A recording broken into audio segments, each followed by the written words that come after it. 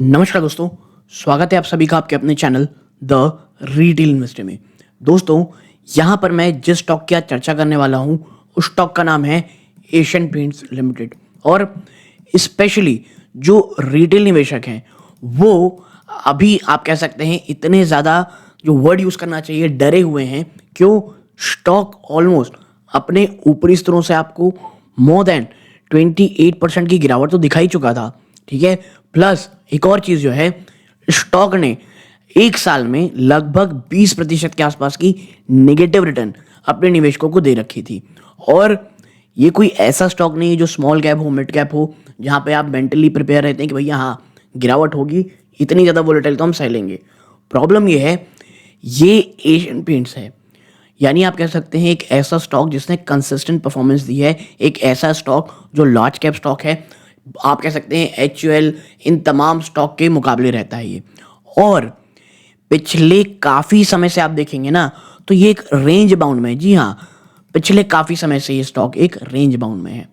अब निवेशकों को लग रहा है कि भाई क्या 28% की गिरावट के बाद आखिरकार वो एक लेवल आ चुका है जहां पर जो ये स्टॉक एक कंफर्ट देता है, जहां पर आप कह सकते हैं रिटेल निवेशक अपना एक्यूमुलेशन स्टार्ट कर सकता है। क्योंकि देखिए, अब आप देखेंगे तो स्टॉक आज के दिन गिरावट के बाद ऊपरी स्तरों में आने की कोशिश कर रहा है। ये देखिए, ये रहा 12 नंबर 3:30 बजे का, और ये वहां से अभी देखेंगे आप तो आधे प्रतिशत की ज़्यादा की तेजी दिखा चुका है, लगभग 14 रुपये पर जा चुका है। ठीक है, और आप देखें यहाँ पे 1 मिनट, ये आप पाएंगे, ये देखिए ये ऊपर ही ऊपर जा रहा है, लगभग आधे प्रतिशत की 12 रुपये के आसपास की आपको 12.5 रुपये ज़्यादा की तेजी दिखा रहा है। लेकिन देखिए प्रॉब्लम क्या है, एशियन पेंट्स ना पिछले 1 सालों में आपको ऊपरी स्तरों से आप देखेंगे तो ये देखिए ऑलमोस्ट ऊपरी स्तरों से आपको 26%, और अपने ऑल टाइम हाई जो पिछले 1 साल में जो इसने हाई बनाया था वहां से आप पाओगे तो आप पाओगे कि 27% ज़्यादा की तेजी आपको दिखा चुका है ये। अब भाई साहब लोग कह रहे हैं कि आप 27% क्रैश हो चुके हैं, और ये देखिए ये जो गैप दिख रहा है आपको, इसके बाद आखिर हमको क्या करना है? क्या ये वो मौका है जहां पर आपको एक आप कह सकते हैं नया एक्यूमुलेशन करना चाहिए, या अभी गिरावट और हो सकती है और आपको और ज़्यादा गिरावट यहाँ पे देखने को मिलेगा? देखिए अच्छी चीज़ क्या पता है आपको, स्टॉक अब 2500 के ऊपर आने की कोशिश कर रहा है जब एटलीस्ट मैं रिकॉर्ड कर रहा हूँ आपका वीडियो। और देखिए एशियन पेंट के लिए ना 2500 ये ह्यूमंगस सपोर्ट था, ह्यूमंगस, और इसके नीचे इसने क्लोजिंग दे दी है। तो मैं आपसे एक चीज़ ज़रूर कहूँगा, हड़बड़ाए नहीं अभी, क्योंकि अगर आज के दिन भी स्टॉक ना 2500 के नीचे और चला जाता है तो मुझे लगता है 2300 से लेकर के 2500 के बीच की जो कह सकते हैं दरवाजे हैं वो वापस से 2300 के ओपन हो जाएंगे। और ये देखिए 2300 ह्यूज सपोर्ट है, मैं ये कहूँगा आपसे। ओके, और आप देखें यहाँ पे 1 मिनट, आप देखें यहाँ पे पिछले 5 साल में, अगर सिर्फ 5 साल की बात करें, स्टॉक ये आपको तेजी दिखाया, ठीक है, 1500 से 3000 की, और उसके बाद से स्टॉक एक रेंज बाउंड में ही रहा। ये देखिए ये और प्रॉब्लम क्या है पता है आपको, ये रेंज बाउंड टूट चुकी है, और ये जो 2500 रुपये है ना ये भी टूट चुका था।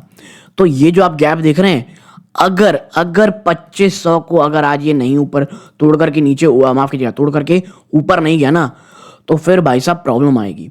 और अगर इसके नीचे एक बार आना शुरू कर दिया ये, तो मुझे लगता है कि फिर एटलीस्ट ये जो आप गैप देख रहे हैं ना, 1 मिनट मैं वो दिखाता हूँ, ये जो दिख रहा है आपको, ये सीधा लेके जा सकता है कहाँ तक, 2277, ऑलमोस्ट 2300 के नीचे 2250 के आसपास।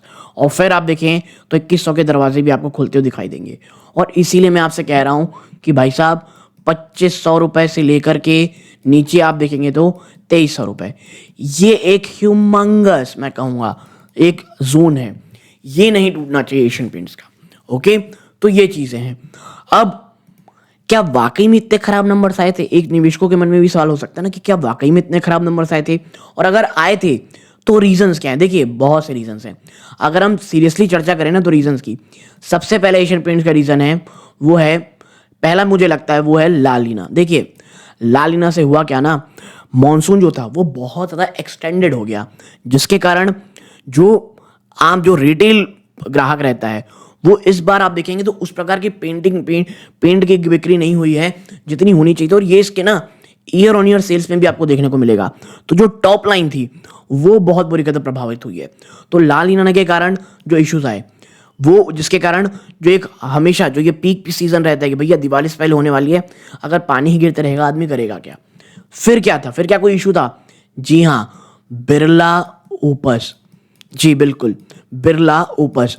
ये जिस प्रकार की इस बार हैवॉक बना के रखा ना कि बिरला ओपस आने वाला है, बहुत ज़्यादा कंपटीशन हो जाएगा, बहुत ज़्यादा हो जाएगा। ये मुझे लगता है इसका एक पीक सीजन था और एक पीक इंटेंस वॉर देखने को मिली, जिस कारण आपको ईयर में गिरावट देखने को मिली। लेकिन मैं आपको एक चीज़ समझा दूं, बिरला ओपस ने उस प्रकार की छवि नहीं छोड़ पाई, या उस प्रकार का एक आप कह सकते हैं जो छाप छोड़नी चाहिए थी वो नहीं छोड़ी। किसके ऊपर? न ग्राहकों के ऊपर। तो मुझे ऐसा जो लगता है कि बिरला ओपस जितने अच्छे आप कह सकते हैं ग्राहक जोड़ सकता था, उस प्रकार की जोड़ नहीं पाया। और एशियन पेंट्स के सामने जो एक बहुत बड़ा हुआ बनाया जा रहा था, मुझे लगता है ये जो प्रॉब्लम थी वो भी अब रिजॉल्व हो गई है। इसके साथ ही साथ बिरला ओपस के कारण और भी बहुत सारी चीज़ें आई, कंपटीशन बढ़ा और मार्जिन में बहुत बड़ा डेंट पड़ा इस बार। जी हाँ, और एशियन पेंट्स को एक प्रीमियम वैल्यूएशन ही इसलिए मिलती है क्योंकि इनके मार्जिन अच्छे होते हैं। ठीक है, तो आपको मार्जिन भी प्रेशर झेलना पड़ा। तो ये जब तीनों प्रकार की चीज़ें देखने को मिली, तो आपने पाया कि आपको एक भयंकर गिरावट देखने को मिली है दोस्तों। ठीक है, तो ये तमाम चीज़ें हो गई। अब देखें, जब मैं आपके साथ वीडियो रिकॉर्ड कर रहा था उससे होते होते वापस से स्टॉक वहीं आ गया है जहां खड़ा हुआ था। कहाँ पे? ये देखिए, ये स्टॉक टू द पीक अब वापस से गिर के 3.25% गिर चुका है। और वापस से आप देखें तो डेज लो के पीस आप वापस आता हुआ दिखाई दे रहा है। और मैं इसीलिए आपसे कह रहा हूँ, हड़बड़ाइए नहीं। 2500 अगर आज ये तोड़ करके ऊपर चला जाए, क्योंकि देखिए अगर ये तोड़ेगा ना तो सिर्फ 2500 नहीं तोड़ेगा, आप देखेंगे कि बाजार बंद होते हैं आधे घंटे में या तो ये 25 सीधा और ऊपर भयंकर तेजी भागेगा, या अगर नहीं तोड़ता है तो वापस से आपको गिरावट देखने को मिलेगी। अब निवेशकों के मन में एक्चुअली वाकई में सवाल आ सकता है कि भैया एशियन पेंट्स क्या वाकई में इतने गंदे नंबर दिया था? तो देखिए, आप यहां पे पाएंगे सेल्स नंबर 8,028 करोड़ की सेल्स आई, जो एक साल पहले 8,479 करोड़ थी। अब आप देखें ईयर सेल्स ग्रोथ है ना, -5.32% रही है, 5.25% की नेगेटिव है ये। ठीक है, आपके एक्सपेंसेस यानी खर्चे, वो तो देखिए इतनी गिरावट के बावजूद ना 5.25% की सेल्स गिरावट के बावजूद खर्चे जो हैं आपके ईयर ऑन ईयर बेसिस पे बढ़े ही हैं।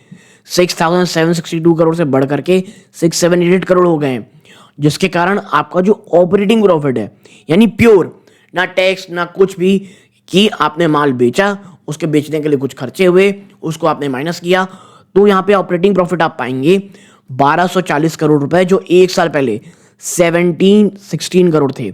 और पिछले क्वार्टर से भी आप देखेंगे तो आपने बहुत ही खराब नंबर पेश किए हैं। आपके ऑपरेटिंग प्रॉफिट मार्जिन 20% से घट करके मात्र 15% रह गए हैं। ठीक है, आपकी जो आप कह सकते हैं नेट प्रॉफिट यानी शुद्ध प्रॉफिट भाई साहब 1232 करोड़ से घट करके 700 करोड़ के भी नीचे चला जा चुका है, और 694 करोड़ रुपीस में ये आपको दिखा रहा है। ठीक है, आप समझिए इस चीज को। आपकी ईपीएस 7.25 रुपए के भी नीचे आ चुकी है, 7.24 रुपए, जो एक साल पहले 12.5 रुपए के ऊपर थी, और पिछले क्वार्टर तो 12.20 रुपए के आसपास थी। ठीक है, और आप यहां पे देखें तो ये जो इस प्रकार का आपको ईपीएस देख रहे हैं ना 7.25 रुपए का, 7.30 से पहले सिर्फ सितंबर 21 में आपको देखने को मिला था। उसके बाद से कभी भी आपने ये अपना लोएस्ट ईपीएस पोस्ट किया है, तो भैया गिरावट तो होनी ही है। ठीक है, और ऑलरेडी आपका शेयर बहुत ज़्यादा भाग चुका था। और मैं हमेशा कहता हूं, अगर आपका स्टॉक बहुत ज़्यादा भाग चुका है और उसके बाद अगर आप ऐसे रिजल्ट पेश कर रहे हैं, तो वही होगा जो आपको एशियन पेंट्स अभी दिखा रहा है, यानी कि गिरावट दोस्तों। और इसीलिए मैं कहूँगा कि अभी थोड़ा मुश्किलात है, लेकिन हाँ मैं ये ज़रूर कहूँगा इसको एसआईपी मोड में लेने के लिए ये बहुत अच्छा मौसम है, ये बहुत अच्छा समय है। क्यों? 2300 से लेकर 2500 के आसपास एक एसआईपी होनी चाहिए। फिर बहुत ही सिंपल है, आप इसको रोक के रखें, आने वाले 1 सालों में आपको ये कम से कम मुझे लगता है 20% के आसपास के रिटर्न देगा विदाउट एनी इशू। उसके बाद 2100, 50 से लेकर के देखें कि 2300 के बीच कहाँ पे स्टॉक जा रहा है, फिर आप ले सकते हैं। ठीक है, और फिर last but not the least मुझे लगता है 2000 कोई तोड़ने वाला नहीं है। इसके आसपास अगर आता है तो थर्ड लास्ट ट्रेंच आप यहाँ पे लगा के भूल जाइए स्टॉक को।